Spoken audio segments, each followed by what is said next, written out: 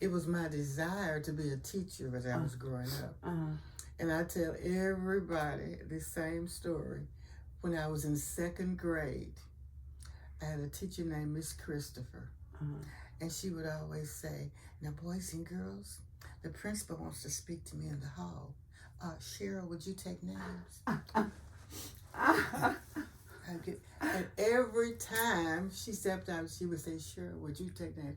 And I told my sister, I said, I must be the teacher's pet. She said, don't get a big head. That made me want to be a teacher. But when I graduated high school, I didn't have any money for college. And can you believe this? At Booker T. Washington High School, I don't remember one counselor asking me what I was going to do after school. Nobody said, are you going to try to do this, do that, do that? So I just found me a job downtown Texarkana at a restaurant where we served people lunch and stuff and mixed salads.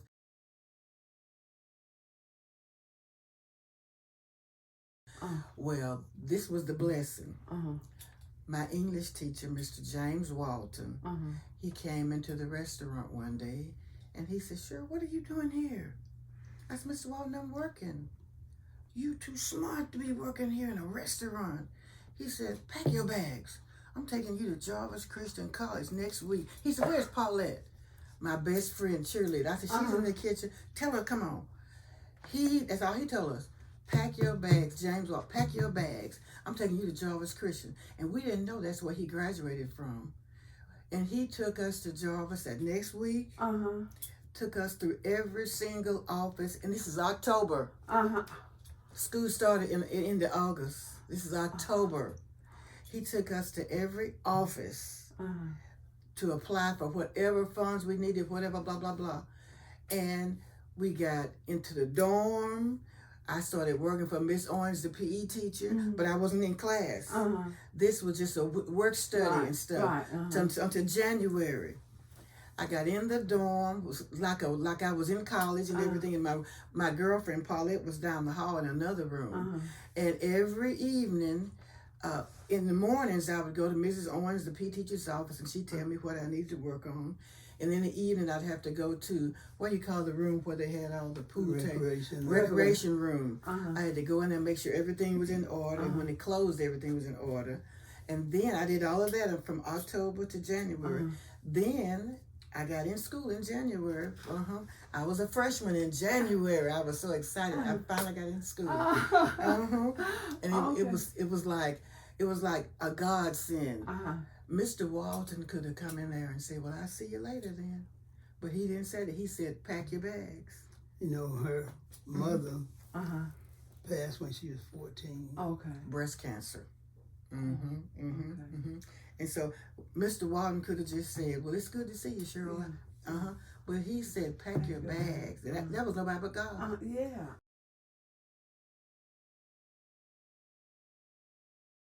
I met him going home for Thanksgiving that first year.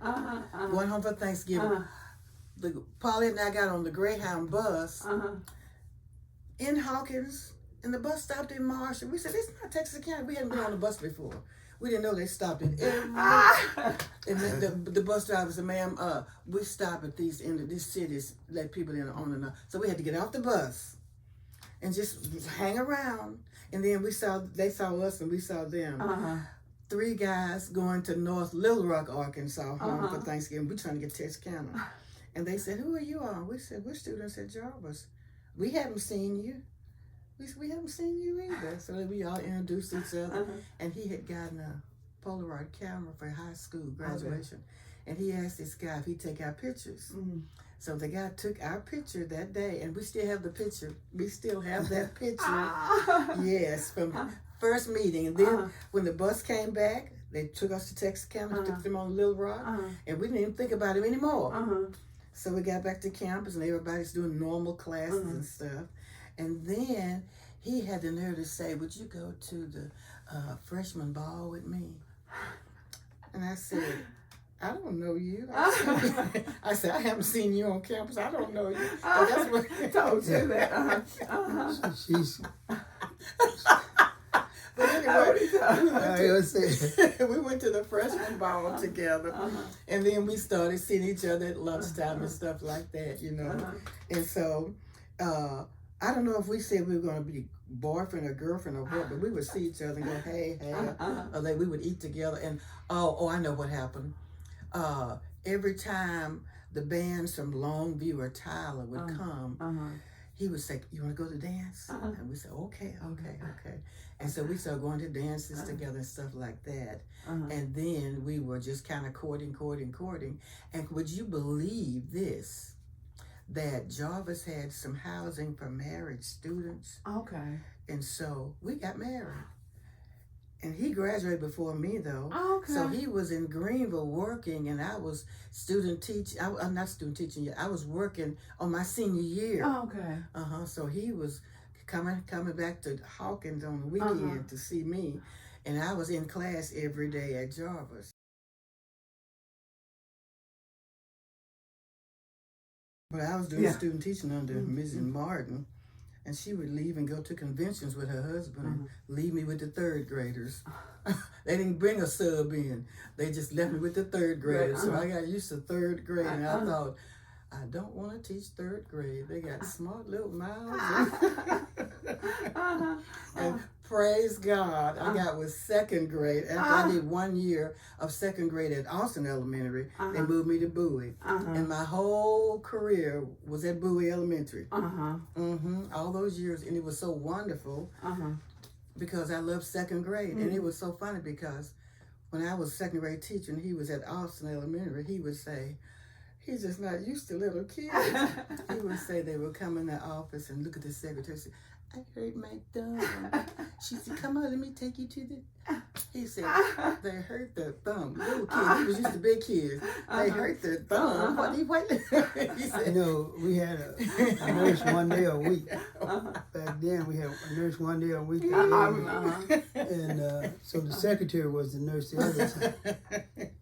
And, I came from secondary, you wouldn't even be hearing something like that.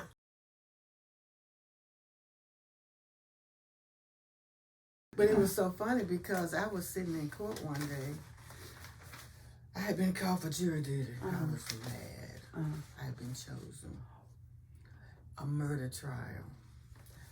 And I was sitting like this. And the judge said, Miss Smith, do you know anybody in this courtroom? I said, yes, Judge. He said, who do you know? I said, you. He said, tell them how you know me. I said, you were in my second grade. And the courtroom just died laughing. They were just slapping their knees and laughing. And it was Judge Andy Bench. Oh, gosh. And he said, could I tell him a story? I said, oh, please. No. First he said, would you tell him what kind of student I was?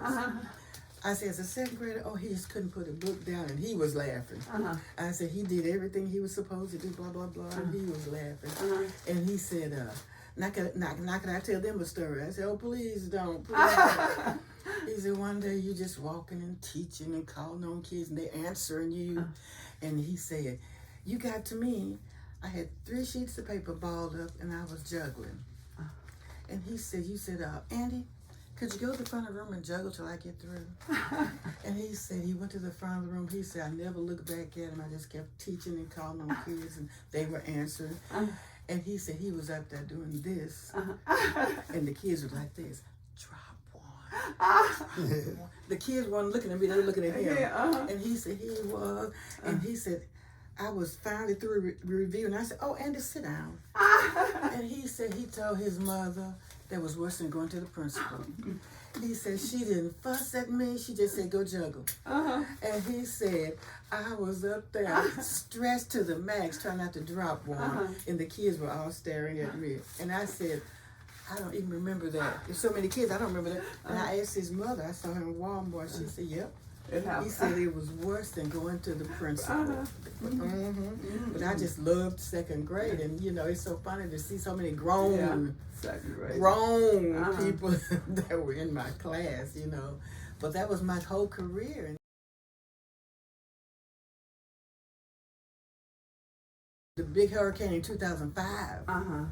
This little boy came to my class from down there, and he was sitting in class and everything, and I was teaching and everything, but he just sat like this.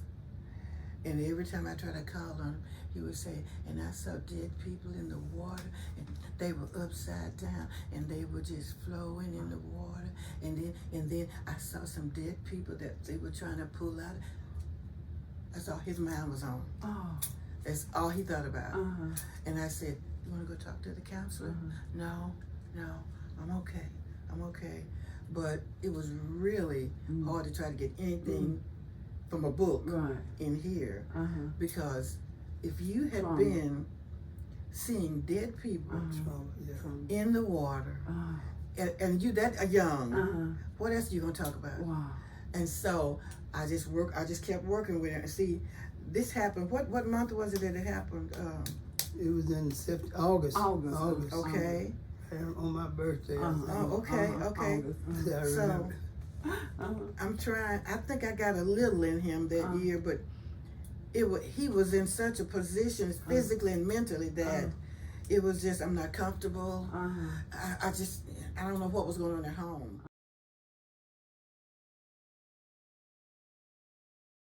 That's why in second grade, every day in my class at math, 2 lines of kids. I'm here, I hold the flashcard. We started with addition. Whoever answers first goes at the end of the line. Whoever doesn't sits down. By Friday, you got 5 people who have won. Those people go against each other. And whoever wins, their name goes in the hall, Math Whiz of the Week. Well, I had parents calling me saying, thank you. Thank you. They study math at home. They want to be a winner. I couldn't get them to do nothing with math. And then so it was this song called Let's Get It Started. Well, I would put that on in the morning for them to line up. Let's get it, and they would be dancing to the line. Ooh, they couldn't wait to do. So we did addition, then we go to subtraction, and in the spring, multiplication. They had to know the multiplication facts. 2 lines, I don't know, 1 card, whoever said it first. 8 times 5, 100. See, now that was second grade. Second grade. I was teaching 10th, 10th, 11th, and 12th. They couldn't do what they were doing in second.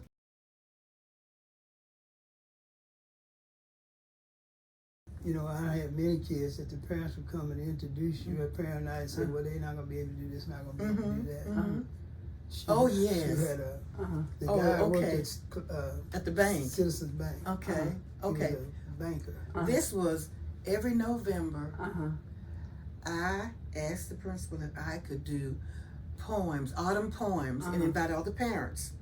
So we did, the kids picked their poems out, and I gave the parents a day that they were supposed to come and sit in class, and we're going to have refreshments, and each kid was going to do an autumn poem. And he was middle school principal, and he let us use the microphone. Ooh, the kids they put them, I hear myself. Other teachers said, are you crazy? Are you crazy? Inviting those parents.